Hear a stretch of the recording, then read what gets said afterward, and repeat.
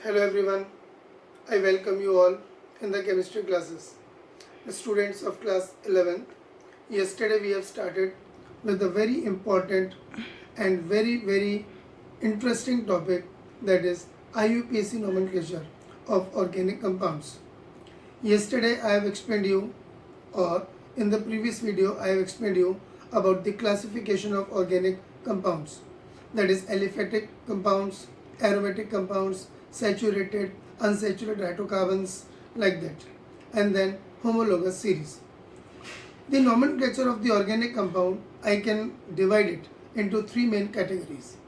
Number one, nomenclature of hydrocarbons, means the compounds which contains only carbon and hydrogen. Maybe they contain double bond and triple bond. Second part will be going into the concept of functional group, means the nomenclature of the compounds which will be containing only one functional group, only one. And third part will go into the nomenclature of the compounds which may contain more than one type of functional groups. Then we'll go to the topic fourth one, that is nomenclature of aromatic compounds along with the cyclic hydrocarbons. So today I am going to start with the nomenclature of the hydrocarbons.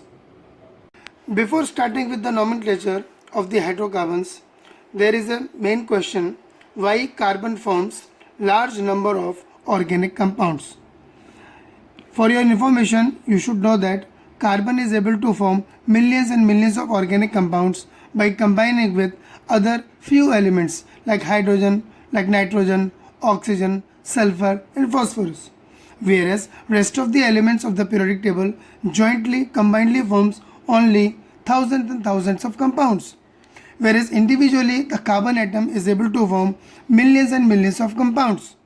And that's why we are able to study a separate branch of chemistry as organic chemistry, by virtue of which we are having a different study of carbon compounds. So let us try to understand why carbon is able to form large number of organic compounds. The answer of this question you may be knowing, you must have studied in class 10th, but I am revising once again. First point is carbon shows tetravalency. That is, carbon is able to form 4 covalent bonds with other atoms. It can form single covalent bond with other carbon atoms, with oxygen, with sulfur, with hydrogen, with phosphorus and so on. So due to tetravalency, it is able to form many compounds and satisfy its valency by sharing 4 electrons with other atoms. The first point is tetravalency. Second point is property of catenation. Property of catenation, where catenation means self-linking property. So carbon is able to form long chain of carbon atoms. Long chain of carbon atoms. Now the point is that हो सकता है 11th में नहीं बताया हो कि भाई carbon catenation क्यों करता है. ऐसा नहीं है कि सिर्फ कार्बन ही कैटिनेशन शो करता है, सल्फर भी करता है, ऑक्सीजन भी करता है, फॉस्फोरस भी करता है, लेकिन सारे एलिमेंट्स में कार्बन सबसे ज़्यादा प्रॉपर्टी शो करता है कैटिनेशन की. अब सवाल ये उठता है कि कार्बन ही क्यों सबसे ज़्यादा प्रॉपर्टी ऑफ कैटिनेशन शो करता है. तो कैटिनेशन के लिए जो फोरमोस्ट या मोस्ट इम्पॉर्टेंट पार्ट है वो है बॉन्ड स्ट्रेंथ, यानी कार्बन कार्बन की जो बॉन्ड स्ट्रेंथ है वो सारे एलिमेंट्स की बॉन्ड स्ट्रेंथ से सबसे ज़्यादा है. यानी कार्बन कार्बन सिंगल बॉन्ड ये सबसे स्ट्रॉन्ग बॉन्ड है, इसकी बॉन्ड एनर्जी सबसे ज़्यादा होती है as compare to O single bond O, N single bond N, P single bond P, sulphur single bond sulphur. इन सब के मुकाबले में कार्बन कार्बन का जो बॉन्ड होता है वो सबसे स्ट्रॉन्ग होता है, बॉन्ड एनर्जी सबसे ज़्यादा होती है, इसीलिए कार्बन सबसे ज़्यादा कैटिनेशन शो करता है. बाकी एलिमेंट भी शो करते हैं लेकिन इतनी ज़्यादा प्रॉपर्टी ऑफ कैटिनेशन शो नहीं करते हैं. तो 2 पॉइंट हो गए. तीसरा, carbon is able to form different type of chains. Different types of chains, जैसे ये स्ट्रेट चेन बना सकता है, ये मैंने बनाया, ये स्ट्रेट चेन हो गई. ऐसे ही वो ब्रांच चेन कंपाउंड्स बना सकता है, इस तरीके से, और वैसे ही वो क्लोज चेन कंपाउंड बना सकता है इस तरीके से। ठीक है, तो कार्बन 3 टाइप की अलग अलग चेन बना सकता है, तो इस वजह से भी नंबर ऑफ कार्बन कंपाउंड्स या ऑर्गेनिक कंपाउंड्स बढ़ जाते हैं। 3 बातें हो गई। 4th पॉइंट है हमारे पास, carbon is able to form 3 different type of bonds between carbon atoms. Single bond किसी कंपाउंड में, डबल बॉन्ड किसी कंपाउंड में, और ट्रिपल बॉन्ड किसी कंपाउंड में। ठीक है कि नहीं? तो उसकी प्रॉपर्टी है कि वो कभी सिंगल बॉन्ड बना सकता है, कभी वो डबल बॉन्ड बना सकता है, कभी वो ट्रिपल बॉन्ड बना सकता है। ऐसा नहीं कार्बन कार्बन के बीच में ही, भाई कार्बन ऑक्सीजन के बीच में सिंगल बॉन्ड भी बन सकता है, कार्बन ऑक्सीजन के बीच में डबल बॉन्ड भी बन सकता है, कार्बन नाइट्रोजन के बीच में सिंगल बॉन्ड भी बन सकता है, डबल बॉन्ड भी बन सकता है, ट्रिपल बॉन्ड भी बन सकता है, एंड सो ऑन। तो ये जो प्रॉपर्टी होती है, इसकी वजह से भी नंबर ऑफ कार्बन एटम्स बढ़ जाते हैं, कार्बन कंपाउंड्स बढ़ जाते हैं, ऑर्गेनिक कंपाउंड्स बढ़ जाते हैं। 5वीं प्रॉपर्टी है कि कार्बन के कंपाउंड जो है, कंपाउंड्स कौन से वाले, organic compounds shows isomerism. Organic compounds shows isomerism.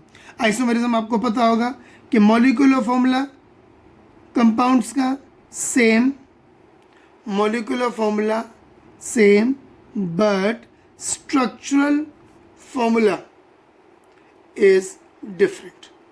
यानी एक ही फॉर्मूले से अलग अलग कंपाउंड बन सकते हैं। आपने 10th में पढ़ा होगा, जैसे कि मान लीजिए मैं एक एग्जांपल लेता हूँ, आपको समझ में आ जाएगा।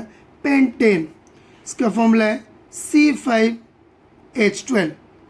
अब इस पेंटेन के भी 3 टाइप हो सकते हैं। स्ट्रेट चेन वाला पेंटेन, जिसको हम बोलते हैं एन पेंटेन, डिटेल में बाद में बताऊंगा मैं। एक साइड चेन वाला, इसको बोलते हैं आइसोपेंटेन। और तीसरा हो सकता है इस तरीके का वाला, इसको बोलते हैं हम लोग नियोपेंटेन। तो एक ही फॉर्मूला है, लेकिन कंपाउंड कितने हो गए बेटा? 3। तो इन की वजह से भी ऑर्गेनिक कंपाउंड्स का नंबर बढ़ जाता है। तो there are 5 main characteristic features which is shown by carbon in their respective compounds, by virtue of which it is able to form millions and millions of compounds, right? तो ये हमको जानना बहुत ज़रूरी है कि कार्बन हज़ारों लाखों कंपाउंड्स क्यों बनाता है। तो ये 5 पॉइंट्स हैं। अब बात करते हैं नोमेनक्लेचर की। अब ऑर्गेनिक कंपाउंड्स की नेमिंग जो है 2 तरीके से होती है, या 2 टाइप की होती है। एक होती है IUPAC सिस्टम। IUPAC का फुल फॉर्म सबको पता होगा, international union of pure and applied chemistry, जिसका हेडक्वार्टर होता है जिनेवा में, स्विट्ज़रलैंड में। तो ये गवर्निंग बॉडी है केमिस्ट्री की। जो भी नॉमेनक्लेचर होता है किसी भी कंपाउंड का, एलिमेंट का, वो IUPAC ही फाइनलाइज करती है या डिसाइड करती है। और दूसरा सिस्टम होता है कॉमन सिस्टम या कॉमन नेम, जिसको हम लोग ट्रिवियल नेम भी बोलते हैं। कॉमन नेम बेसिकली सोर्स के ऊपर बेस्ड होता है, या कहीं पर ओरिजिन के ऊपर बेस होता है, उसके बेस पर हम कॉमन नेम रख लेते हैं। जैसे कि एसिटिक एसिड, ये कॉमन नेम है। फॉर्मिक एसिड, ये कॉमन नेम है।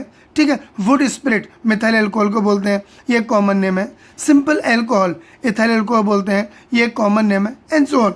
तो मैं यहाँ पे ये कहना चाहूँगा कि आपको IUPAC नेम तो याद करने ही करने हैं, उनके रूल्स एंड रेगुलेशन से, लेकिन साथ साथ आपको कॉमन नेम भी आने चाहिए।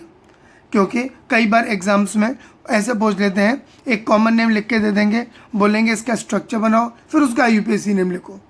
या रिवर्स, एक कंपाउंड दे देंगे, कहेंगे इसका IUPAC और कॉमन नेम दोनों लिख दीजिए। तो दोनों कॉन्टेम्प्रेरी हैं। कॉन्टेम्प्रेरी इसलिए बोल रहा हूँ क्योंकि दोनों को बराबर अहमियत हमें देनी है। यानी कि सिर्फ एक ही चीज़ पे IUPAC पे डटे रहे तो कॉमन नेम हमारे वीक हो जाएंगे। दोनों याद करने हमारे लिए ज़रूरी है। मैं दोनों की गाइडलाइंस आपको एक एक करके बताते जाऊंगा, उसी के अकॉर्डिंग आप लोग याद करते रहिए। हमेशा क्या होता है, कोई भी ऑर्गेनिक कंपाउंड का जब IUPAC नेम हम डिसाइड करते हैं तो इस बात पर डिपेंड करता है कि उस कंपाउंड में, उस ऑर्गेनिक कंपाउंड में कार्बन एटम कितने हैं। तो हर नाम के अंदर कार्बन एटम का नंबर बताना होता है, और वो कार्बन एटम का जो नंबर बताता है उसे हम बोलते हैं वर्ड रूट। तो वर्ड रूट डिसाइड करता है कि उस कंपाउंड में मेन कार्बन एटम्स कितने हैं। ठीक है कि नहीं? तो वर्ड रूट के लिए हम लोग ऐसे डिसाइड करते हैं। ठीक है कि नहीं? ये देखिए कार्बन एटम्स का नंबर, एक कार्बन एटम होगा तो मिथ, 2 होगा तो ईथ, 3 होगा तो प्रॉप, 4 होगा तो ब्यूट, 5 होगा तो पेंट, 6 होगा तो हेक्स, 7 है तो हेप्ट, 8 होगा तो ऑक्ट, 9 होगा तो नॉन और 10 होगा तो डेक। इनको बोलते हैं हम लोग वर्ड रूट। अब इसके बाद सेकंड चीज़ आती है कि उस कंपाउंड में कार्बन कार्बन एटम्स के बीच में सिंगल बॉन्ड है कि डबल बॉन्ड है कि ट्रिपल बॉन्ड है। तो उसके लिए हमारा बनता है वो प्राइमरी सफिक्स। सफिक्स वो होते हैं जो बाद में जुड़ते हैं। तो प्राइमरी सफिक्स डिसाइड करेगा कि कार्बन कार्बन के बीच में बॉन्ड कौन सा है, सिंगल, डबल कि ट्रिपल। अगर सिंगल बॉन्ड होगा तो लिखेंगे हम एन, डबल बॉन्ड होगा तो लिखेंगे इन और ट्रिपल बॉन्ड होगा तो लिखेंगे आइन। तो ये दो चीज़ें तो हमेशा होंगी, वर्ड रूट और फिर उसका प्राइमरी सफिक्स, जिससे कि डिसाइड होता है कि कंपाउंड कौन सा है। अब जैसे सबसे पहले कैटेगरी आती है एल्केन की। सिंगल बॉन्ड होता है कार्बन कार्बन के बीच में। जनरल फॉर्मूला होता है CnH2n+2। ठीक, तो यहाँ पर मैं एन लिखता हूँ, फिर यहाँ पे लिखूँगा उसका फॉर्मूला और फिर यहाँ पर होगा इनका IUPAC नेम। ये ध्यान रखें आप लोग। जैसे 1 कार्बन एटम लगाया हमने तो फॉर्मूला बन जाएगा CH4, एन की जगह 1 पुट करेंगे। अब IUPAC कैसे नाम डिसाइड करता है, पहले वर्ड रूट, एक कार्बन एटम है तो मिथ, सिंगल बॉन्ड की कैटेगरी वाला है तो एन, दोनों मिला के बन जाएगा मीथेन। N=2 बनाएंगे तो बन जाएगा C2H6, एन की जगह 2 पुट कर दीजिए। 2 कार्बन एटम है तो इथ, उनके बीच में सिंगल बॉन्ड है तो एन, तो नाम होगा ईथेन। ऐसे 3 हो जाएंगे तो C3H8। 3 कार्बन एटम तो प्रॉप, उनके बीच में सिंगल बॉन्ड है तो एन, तो नाम हो गया प्रोपेन। वैसे ही आगे चल जाएंगे ब्यूटेन, फिर पेंटेन, फिर हेक्सेन एंड सो ऑन। इस तरीके से एल्केन्स की नेमिंग होती है। फिर आते हैं हमारे पास बेटा एल्कीन। एल्कीन वो कंपाउंड जिनमें कार्बन कार्बन के बीच में single bond. General formula CN, carbon carbon के बीच में डबल बॉन्ड होता है एल्कीन्स में। जनरल फॉर्मूला उनका CnH2n। ठीक है, तो N=1 वाली कोई एल्कीन नहीं होती है, क्योंकि डबल बॉन्ड होने के लिए कम से कम 2 कार्बन एटम चाहिए। N=2 पुट करेंगे तो आता है C2H4, first member of alkene series. N=2 है तो ईथ, डबल बॉन्ड है तो इन, तो नाम होगा ईथीन। ये हो गया बेटा IUPAC ने। इसका कॉमन नेम होता है इथाइलिन, ये कॉमन नेम है।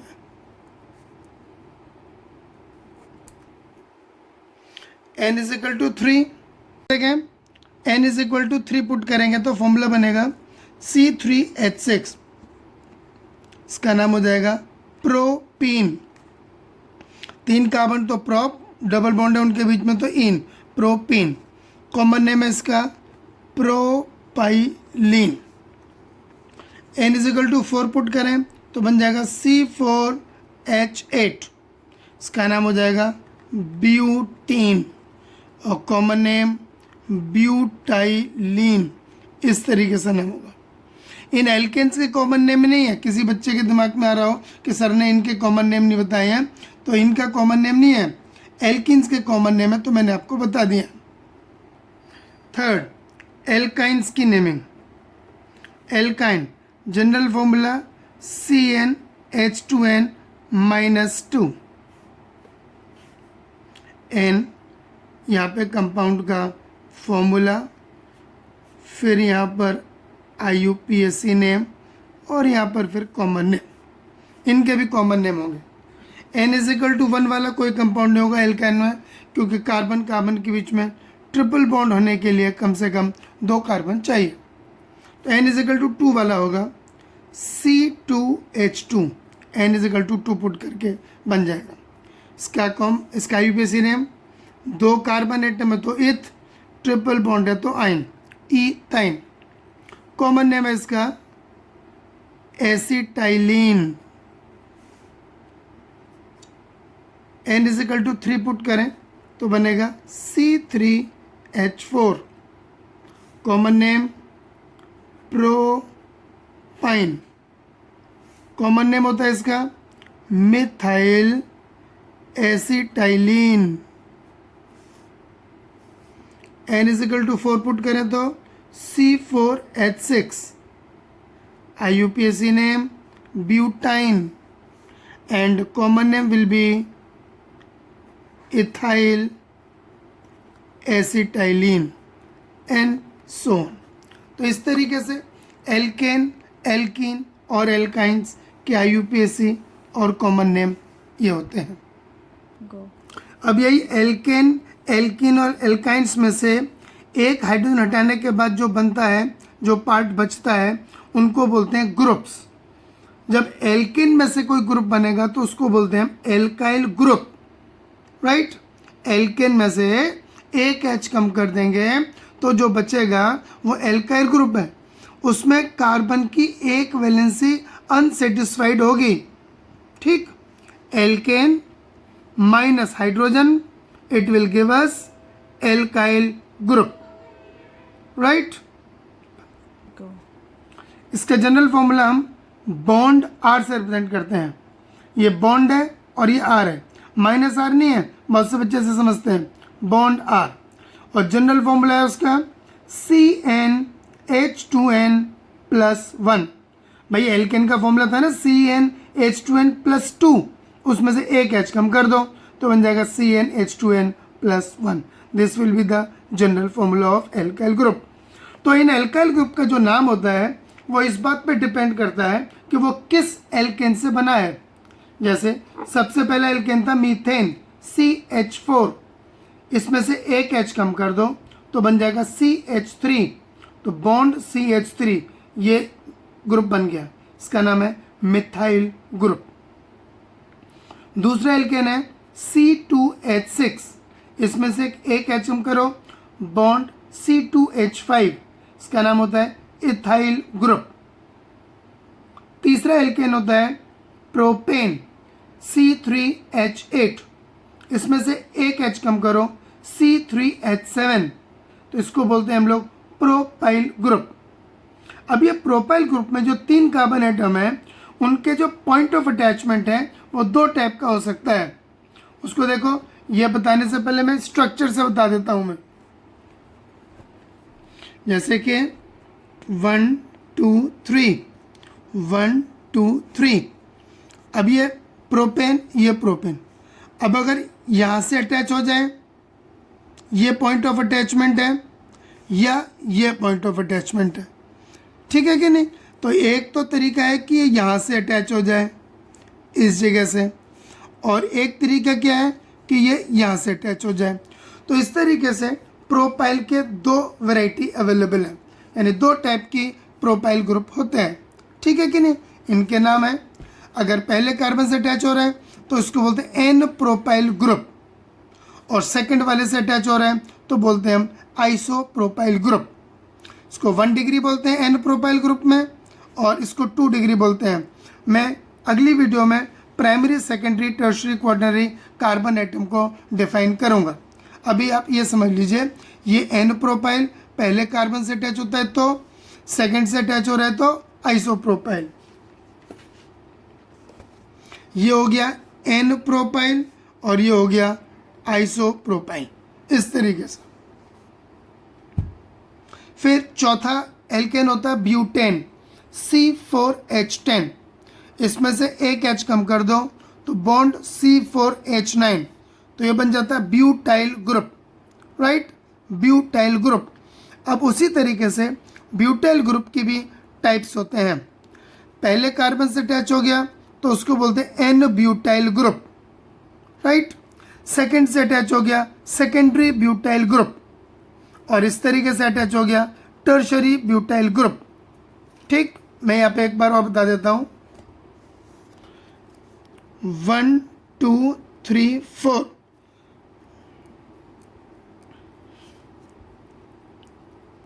इस तरीके से यहां पे पहले से ही अटैच हो गया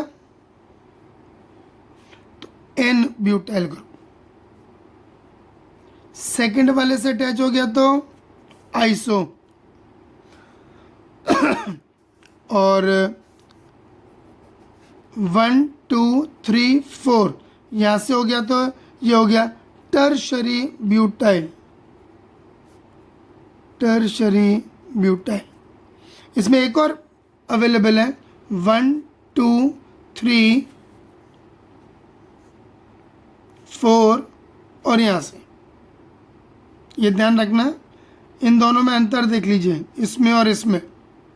इसमें चेन 4 की सीधी है और यहाँ से अटैच्ड है, यहाँ पे चेन इस तरीके से यहाँ से अटैच्ड है, दोनों में डिफरेंस है थोड़ा सा। इस वाले को हम बोलते हैं सेकेंडरी ब्यूटाइल ग्रुप और इसको बोलते हैं हम लोग आइसोब्यूटाइल ग्रुप। तो ये पहला वाला हो गया एन ब्यूटाइल, ये हो गया सेकेंडरी ब्यूटाइल, ये हो गया टर्शरी ब्यूटाइल और ये हो गया आइसोब्यूटाइल। चारों को समझ लीजिए अच्छी तरीके से।